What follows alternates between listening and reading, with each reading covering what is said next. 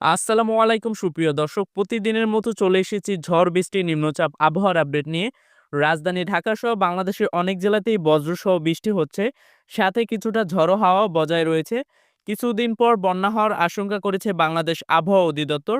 তার সাথে আরও জানিয়ে দিব আজ ২৬শে জুলাই শনিবার ২০২৫ কেমন থাকতে চলেছে বাংলাদেশের ৮ বিভাগের ৬৪টা জেলার আবহাওয়া, কোন কোন স্থানে হতে পারে বজ্রসহ বৃষ্টি, অতি ভারী বৃষ্টি বা ঝড়ো হাওয়া, তা জানিয়ে দিব আজকের ভিডিওতে। ভিডিওটি শেষ পর্যন্ত দেখতে থাকুন এবং ভিডিওটি আপনি কোন জেলা থেকে দেখছেন তা অবশ্যই কমেন্ট বক্সে জানিয়ে যাবেন।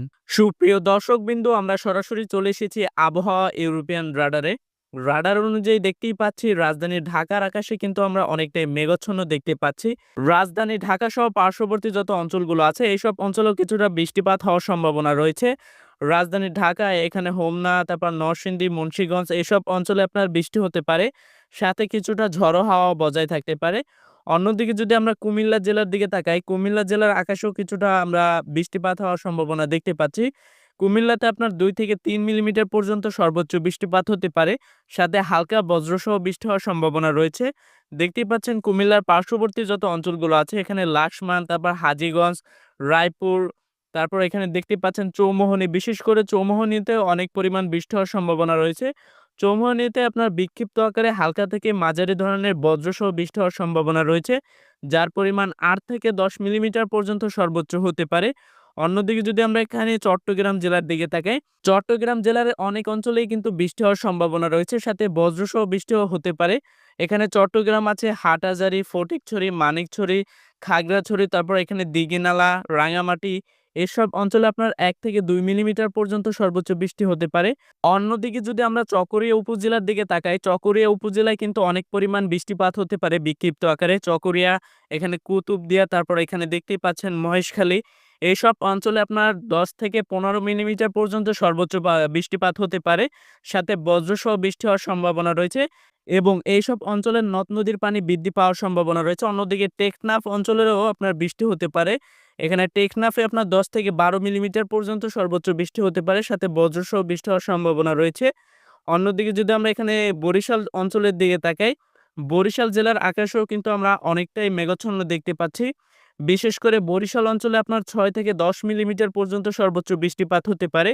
বরিশাল, পটুয়াখালী, ভোলা, এখানে আছে বুরহানুদ্দিন, তারপর লালমোহর, চরফ্যাশন, তারপর কলাপাড়া, মির্জাগঞ্জ, পাথরঘাটা, মাঠবাড়িয়া, জিয়ানগর, কাউখালী, বাগেরহাট এইসব অঞ্চলে আপনার বিক্ষিপ্ত আকারে বজ্রসহ বৃষ্টি হতে পারে, যার পরিমাণ ৫ থেকে ১০ মিলিমিটার পর্যন্ত সর্বোচ্চ হতে পারে।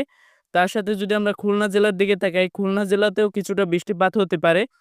কিছুটা অল্প বৃষ্টিপাত হতে পারে, যার পরিমাণ ২ থেকে ৩ মিলিমিটার পর্যন্ত সর্বোচ্চ হতে পারে, সাথে হালকা বজ্রসহ বৃষ্টি হতে পারে খুলনা, সাতক্ষীরা, শ্যামনগর এইসব উপজেলাতে এবং এইসব উপজেলার নদ-নদীর পানি বৃদ্ধি পাওয়ার আশঙ্কা রয়েছে। অন্যদিকে যশোর অঞ্চলেও কিছুটা মেঘাচ্ছন্ন দেখতে পাচ্ছি আমরা। যশোর অঞ্চলে তুলনামূলক কিছুটা কম বৃষ্টিপাত হতে পারে, যার পরিমাণ ১ মিলিমিটার পর্যন্ত সর্বোচ্চ হতে পারে, সাথে হালকা বজ্রসহ বৃষ্টি হওয়ার সম্ভাবনা রয়েছে এবং ঝড়ো হাওয়া বজায় থাকতে পারে যশোর, নড়াইল, তারপর মাগুরা এইসব অঞ্চলে। অন্যদিকে যদি আমরা একটু এখানে রাজশাহী জেলার দিকে তাকাই, রাজশাহী জেলার আকাশটা কিন্তু আমরা অধিকাংশ পরিষ্কার দেখতে পাচ্ছি। বৃষ্টি না হওয়ার সম্ভাবনা রয়েছে, সাথে কিছুটা ভ্যাপসা গরম বজায় থাকতে পারে। কিন্তু সন্ধ্যার পর রাতের দিক দিয়ে বৃষ্টি হওয়ার সম্ভাবনা রয়েছে ১ থেকে ২ মিলিমিটার পর্যন্ত, সাথে বজ্রসহ বৃষ্টি হতে পারে এবং ঝড়ো হাওয়াও বজায় থাকতে পারে।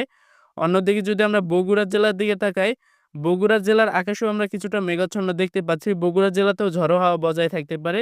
আমরা যদি এখন ময়মনসিংহ জেলার দিকে তাকাই, ময়মনসিংহ জেলায় কিছুটা বৃষ্টি হতে পারে, সাথে ঝড়ো হাওয়া বজায় থাকতে পারে এবং নদ-নদীর পানি বৃদ্ধি পাওয়ার সম্ভাবনা রয়েছে।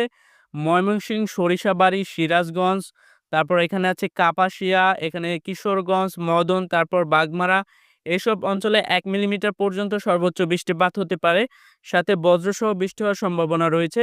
অন্যদিকে যদি আমরা সিলেট জেলার দিকে তাকাই, সিলেট জেলাতেও আপনার বিক্ষিপ্ত আকারে অনেক পরিমাণ বৃষ্টি হওয়ার সম্ভাবনা রয়েছে।